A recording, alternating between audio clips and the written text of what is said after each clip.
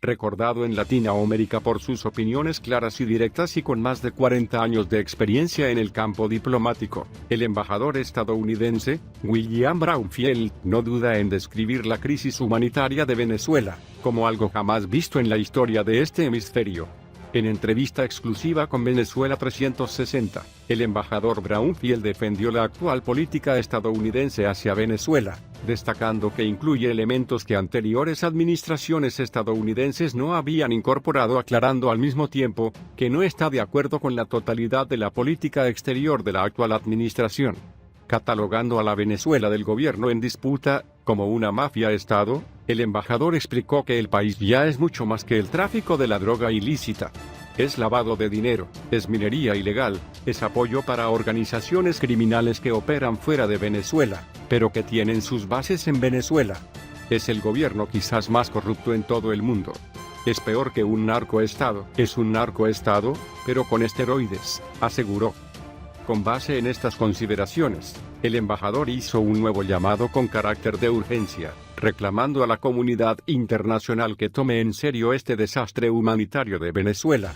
A continuación, la entrevista completa que el embajador William Braunfield concedió a Jaime Moreno, de Venezuela 360. Jaime Moreno Boa, embajador William Braunfield, en 40 años de experiencia diplomática, la mayoría de ella en Latinoamérica. ¿Usted había visto una crisis como la de Venezuela, con tantos elementos juntos? Embajador William Braunfield, creo que no.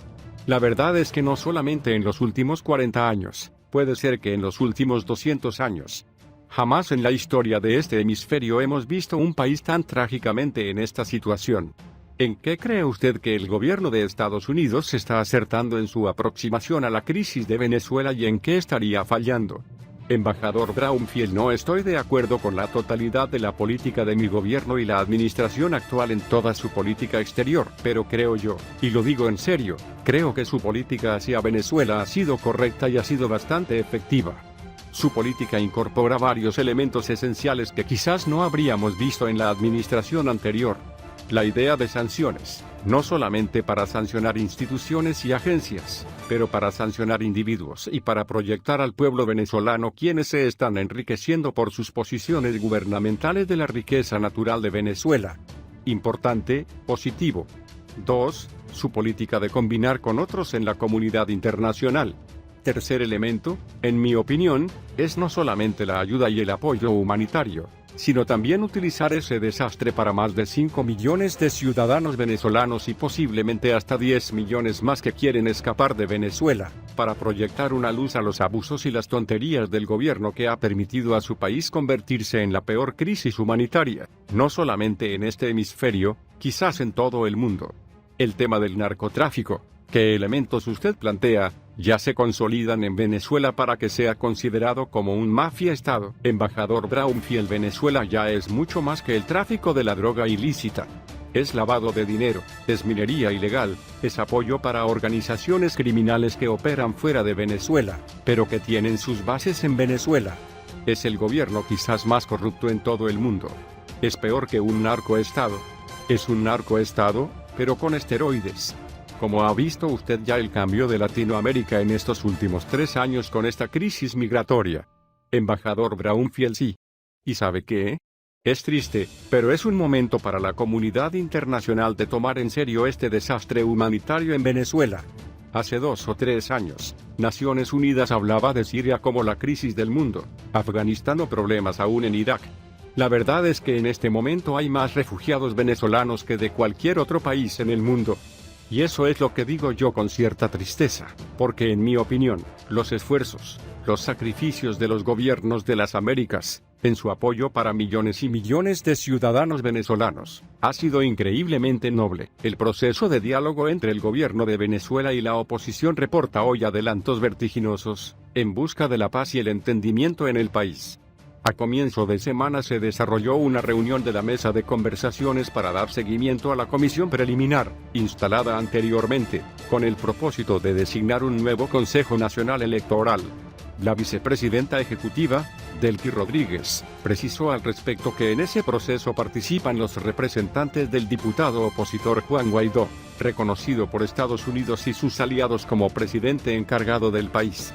en todos los espacios donde sea posible el diálogo, allí nos encontrarán, subrayó Rodríguez, quien rechazó las pretensiones de sectores violentos de la oposición de atentar contra la estabilidad y la integridad territorial de la nación.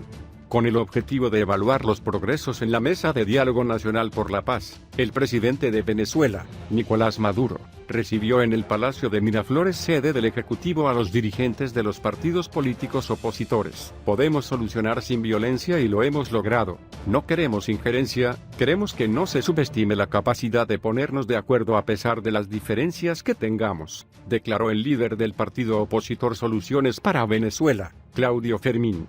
Durante el encuentro se dirimieron elementos como el fortalecimiento de la institución del voto y el establecimiento de garantías electorales para el próximo año, en un clima de respeto a la soberanía e independencia del país.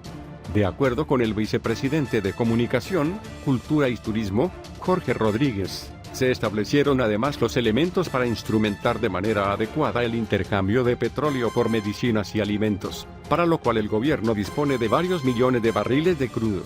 El jefe de Estado aprobó por su parte, la exención de impuestos a una gran cantidad de alimentos y diversos rubros importados, los cuales permitirán a la población el acceso a bienes y servicios a bajo precio.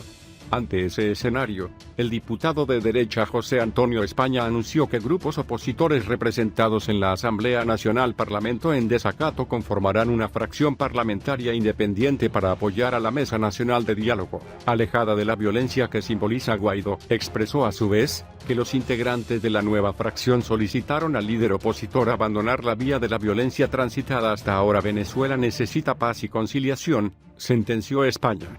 A transitar por el camino de la convivencia pacífica, llamó Maduro a los jóvenes adeptos a la oposición venezolana, quienes marcharon el jueves anterior, aunque de forma pacífica, con la protección de la Policía Nacional Bolivariana.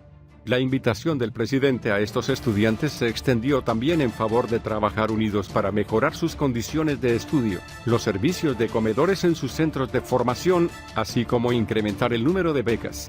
Estas declaraciones del mandatario venezolano tuvieron lugar en el ámbito de una multitudinaria marcha cívico-militar, desplegada por los universitarios para respaldar los logros alcanzados por la Revolución Bolivariana, a propósito de celebrarse el jueves anterior el Día del Estudiante Universitario.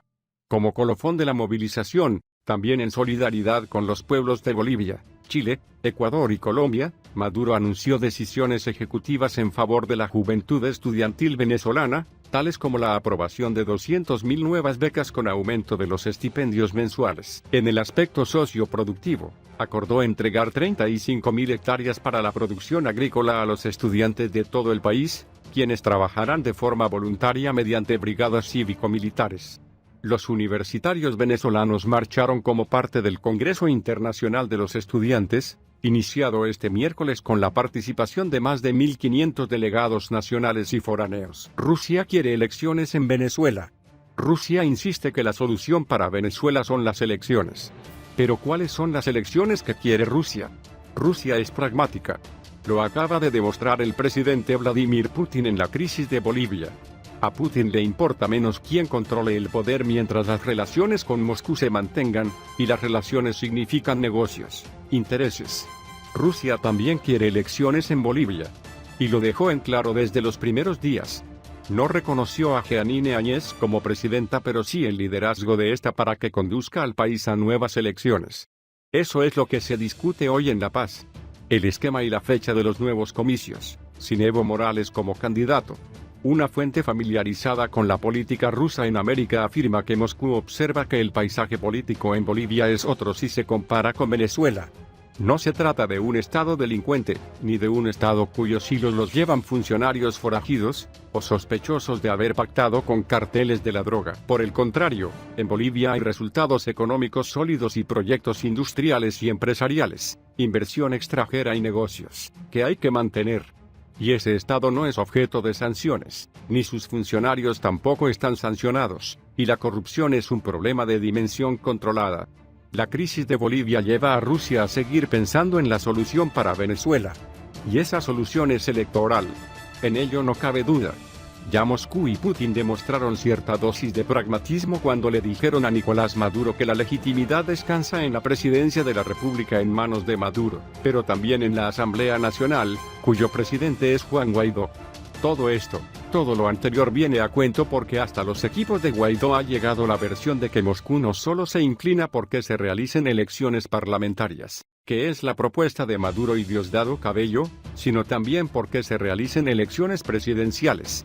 Guaidó ha advertido que si el régimen de Maduro se empeña en una operación para controlar la Asamblea Nacional, no va a solucionar el problema sino a agravarlo. Moscú parece coincidir en ello, según esta fuente familiarizada con la política rusa.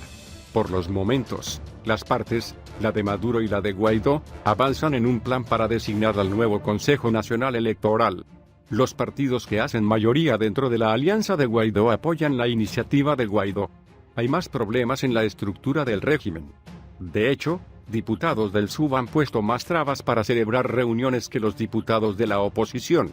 Las trabas, los aplazamientos, pueden tener su origen en las divisiones internas dentro del chavismo. La ruta para nosotros está clara, dijo un diputado de la bancada de Guaidó. El objetivo es que la Asamblea Nacional designe al nuevo GNE, un GNE con credibilidad que pueda enviar señales de confianza al electorado. A Rusia le conviene este plan de Guaidó.